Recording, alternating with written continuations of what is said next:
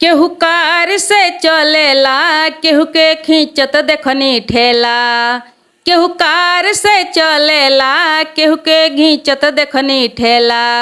केहू राजा केहू भिखारी, केहू फकीर बनल बा। केहू राजा केहू भिखारी, केहू फकीर बनल बा। त काहे अलगा अलगा, त काहे अलगा अलगा सबके तकदीर बनल बा। काहे अलगा अलगा सबके तकदीर बनल बा। हर हर महादेव। देखी गुरु भाई बहन, केहू कार से चलेला त केहू के खींचत देखनी ठेला। आई एगो कहानी सुने के बा कि काहे केहू कार से चलेला, काहे केहू ठेला खींचेला। दुख सुख के रहस्य एक कथा के नाम बा कर्म के फल। कथा सुने के बा हमनी के कि हमनी के सोचल जाला कि ये धरती पर देखल जाला कि जेकरा जितने दुख बा ओकरा उतने दुख मिलेला, आ जेकरा जितने सुख बा ओकरा उतने सुख मिलेला। एकर का कारण बा, एकर का रहस्य बा। जैसे भगवान के कुछ लोग दोष देवेला, भगवान के लोग कहेला कि भगवान बड़ा दुअंखा हुए, भगवान बड़ा निर्दयी हुए। जेकरा जितने दुख बा ओकरा के उतने दुख देवेलन, जेकरा जितने सुख बा सब कुछ भरल पुरल बा फिर भी ओकरे सुख मिलेला। जैसे देखी कुछ लोग इतना अमीर बा कि बिना गाड़ी के एक डेग भी नहीं के हिल सकत। यदि नमक के भी जाए के बा त कार से जाता। आ कुछ लोग ठेला खींचत खींचत हाथ में फोड़ा पड़ जाता, लेकिन फिर भी चैन के दाना नहीं खे मिलत, सुखी जीवन नहीं खे मिलत। तो इस सब के का रहस्य हो, ऐसन काहे होला, एकरा के एगो कथा से सुनल जाओ, एगो कथा से समझल जाओ। भगवान के दोष दियला, भगवान के निर्दयी दुअंखा सब कुछ जे बुझाला से कहल जाला। देखी केहू के जितने दुख बा यदि ओकरा ऊपर और दुख परेशानी हो जाला तो ओकर गैर त गैर आपन भी देखे ना आवेला, आपन भी सहायता ना करेला। ओकरा के कोई ओकर दुख सुख समझे ना आवेला। यहाँ तक ओकर हालत आके पहुँच जाला। आ जे जितने सुखी बा ओकर गांव समाज से लेके नाता रिश्ता जौन कुछ भी बा सब लोग दौड़ के आवेला, ओकरा दुख में सभे सहभागी होला। लेकिन दुखिया के ऊपर यदि कोनो दुख आके पहुँच जाए, एक तो पहले से दुखी होके दूसरे फिर कोनो दुख आ जाए तो ओकरा के देखे सुने वाला कोई नहीं खे। आई एगो बहुत ही प्रेरणादायक कहानी बा। कहानी से आज प्रश्न हो जाई कि दुखिए के दुख और सुखिए के सुख काहे मिलेला। देखी एक समय के बात हो कि पार्वती जी महादेव जी से कहनी कि हे स्वामी, देखी हम धरती लोक पर देखी ने कि जेकरा जितने दुख बा ओकरा उतने दुख मिलेला, जेकरा जितने सुख बा ओकरा उतने सुख मिलेला। दुखिया के दुख और सुखिया के सुख ऐसन काहे होला, ऐसन अन्याय काहे होला। थोड़ा सा दुखिया के ऊपर भी रहम करे के चाही, दुखिया के दुख भी समझे के चाही। ई धरती पर के ई लीला देख के हमरा बड़ा दर्द महसूस होला। ये बात के हम जाने के चाहतनी कि एकर का कारण बा, एकर का रहस्य बा। माता पार्वती महादेव जी से कहतनी, तब महादेव जी कहनी कि हाँ हे पार्वती, ई सही बा कि दुखिया के दुख मिलेला आ सुखिया के सुख मिलेला, लेकिन एकर कुछ कारण बा, कुछ रहस्य बा जौन हम बताएम कहेम तो तोहरा समझ में ना आई। एकरा के समझे खातिर, एकर उत्तर जाने खातिर हमनी के पृथ्वी लोक चले के पड़ी। पृथ्वी लोक पर चल के इस सवाल के जवाब तोहरा खुद अपना आप से मिली, तब जाके तारा विश्वास होई आ समझ में आई माता पार्वती कहनी कि ठीक बा, चाहे कहूँ जाए के पड़े, लेकिन हमरा इस सवाल के जवाब चाही कि दुखिया के दुख आ सुखिया के सुख काहे मिलेला। अब महादेव जी आ माता पार्वती दोनों आदमी अपन भेष बदल के धरती पर आइल बालो, धरती पर घूमत लोग चारू ओरिया। महादेव जी कहनी कि देखा पार्वती, तोहर जौन सवाल बा, तोहरा सवाल के जवाब तोहरा स्वयं मिली। अब घूमत घूमत बहुत देर हो गईल, शाम के समय हो गईल। तब महादेव जी कहनी कि हे पार्वती, पता ना इस सवाल के जवाब कई दिन लग जाई मिले में या कई घंटा लग सकता। तब तक हमने के भूख प्यास लागल बा, कुछ भोजन के व्यवस्था कइल जाओ। भोजन कइला के बाद फिर हमने के अपना सवाल के जवाब ढूंढे चलल जाई। माता पार्वती कहनी कि ठीक बा। महादेव जी कहनी कि देखो, हम जातनी कोनो गांव में, कहीं से जाके हम कुछ सीधा के कुछ दाल चावल के व्यवस्था करके आएम। तब तक तू कहीं से जाके 2-4 गो ईंटा के व्यवस्था करके चूल्हा बना के तैयार करो, आ हम दाल चावल के व्यवस्था करे जातनी। अब इतना कह के महादेव जी निकल गईनी। महादेव जी गईनी दाल चावल के व्यवस्था करे, माता पार्वती गईनी ईंटा के व्यवस्था करे। जब पूरा गांव में घूमनी माता पार्वती, तो सब घर बढ़िया रहे, सुंदर रहे। कहीं से ईंटा निकाले के व्यवस्था ना रहे, सुविधा ना रहे। अब गांव से बहरे गईनी तो एगो टूटल फूटल घर रहे, एकदम जंजड़ पर रहे, लवारिस, कोई देख देख करे वाला ना रहे, कोई ओकर संग्रह करे वाला ना रहे, कोई खोजे पूछे वाला ना रहे।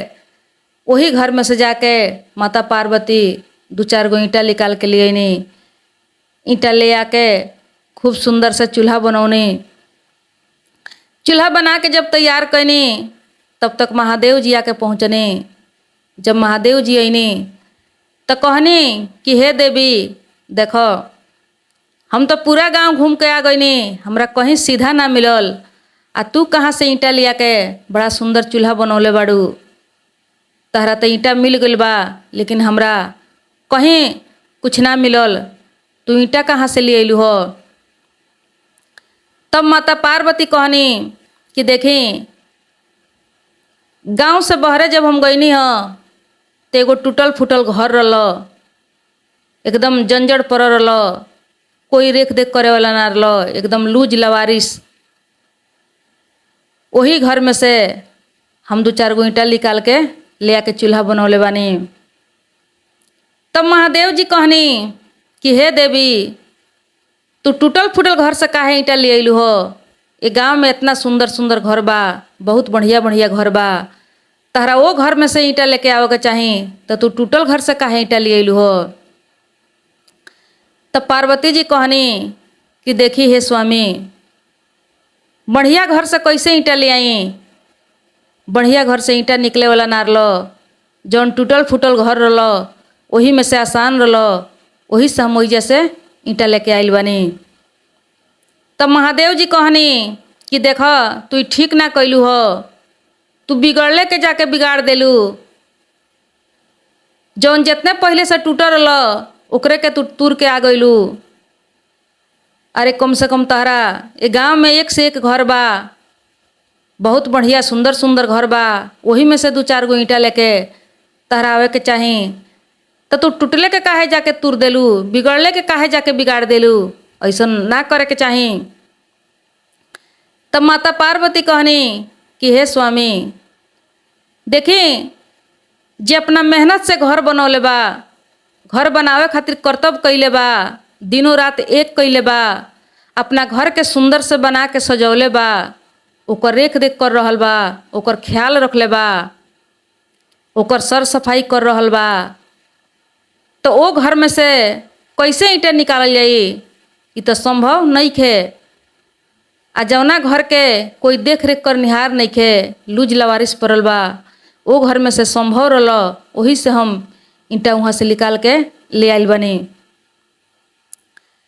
तब महादेव जी कहनी कि देखो पार्वती, तोहरा सवाल के इहे जवाब हो। जब तू सुंदर घर में जे पहले से अपन घर बढ़िया से बनौले बा, कर्तव्य कैले बा, मेहनत कैले बा, दिनों रात एक कैले बा, ओमे से तू ईंटा नैखू निकाल सकत, तोहर अधिकार नहीं खे ओकरा के तूर देवे के, बनल चीज के बिगाड़ नहीं खू सकत। ठीक वही तरह जे अपन कर्तव्य कके, जे अपन धर्म कके, बढ़िया कर्म कके, जे अपन जीवन सुखी बना ले बा, ओकरा भाग में सुख लिखा चुकल बा, ब्रह्मा के टाँकी लाग चुकल बा, ओहू में केहू के अधिकार नहीं खे कि ओकरा के दुख दे देवे के। इ तो सारा अपन कर्म के खेल ह, कर्म के फल हई। जे सुखी जीवन जियता ओकरा कर्म के फल ह, ओमे भगवान के न्याय आ अन्याय कुछ नहीं खे।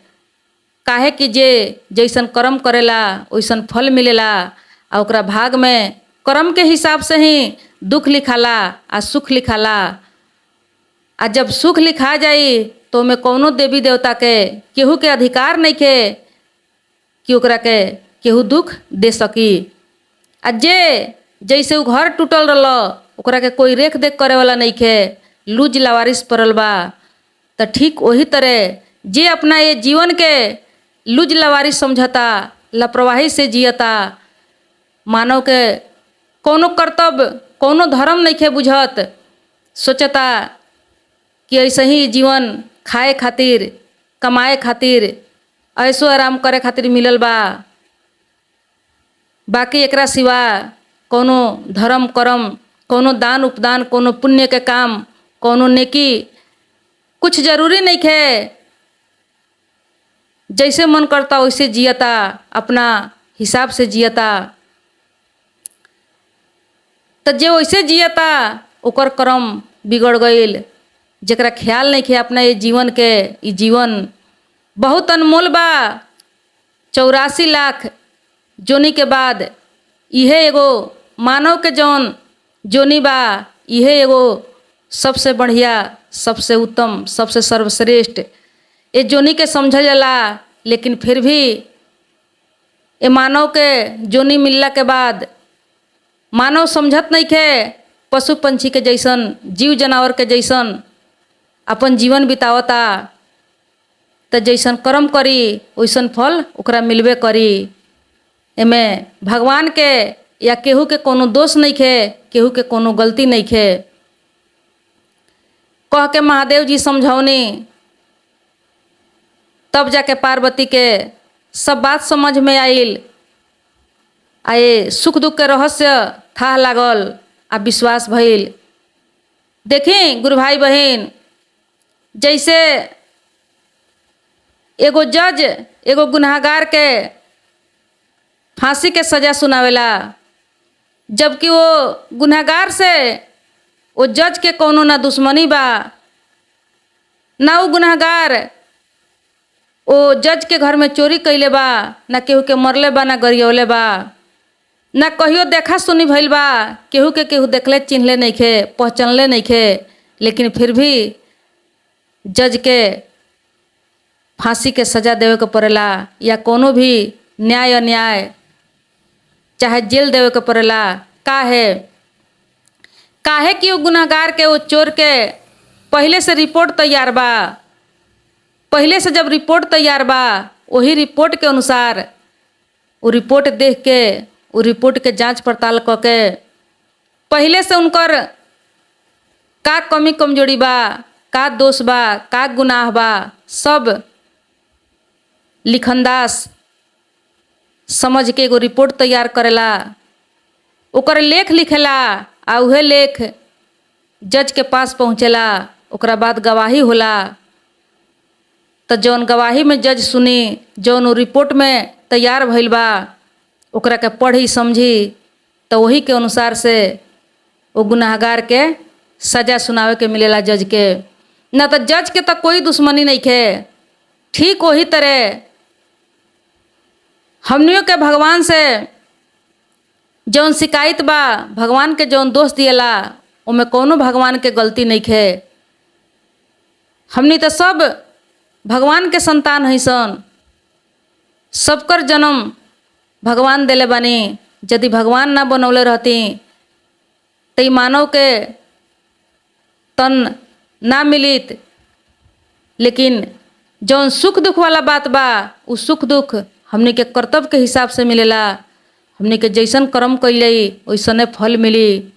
देखी गुरु भाई बहन, सब लोग ई बात के समझेला लेकिन चलेला ना वो राह पर। बात सभे कहेला कि कर्म के फल जे जैसन करी वैसन फल पाई, लेकिन सही चलेला ना केहू, राह सही पकड़ेला ना केहू। यदि राह पकड़ ली कहे भर के जानता, कहे भर के सभे कहेला, लेकिन करे खातिर इनकार हो जाला। जैसन चाही अपना मन चाही जीवन जिएला, दूसरा के उपदेश देवेला, लेकिन अपना से हो ना पावेला। तय में हमनी के भगवान के कोनो दोष नहीं खे कि काहे केहू के सुख होता, काहे केहू के दुख होता। जे कर्म कैले बा ओकरा सुख होखबे करी, जे अपन कर्म बिगाड़ लेले बा ओकरा दुख होखबे करी। तो देखी गुरु भाई बहनी कथा कैसन लागल। कथा सुन के कमेंट में हर हर महादेव जरूर लिखी। वीडियो के शेयर करी, लाइक करी, चैनल सब्सक्राइब करी। कथा समाप्त भइल, तब तक प्रणाम, नमस्कार, हर हर महादेव।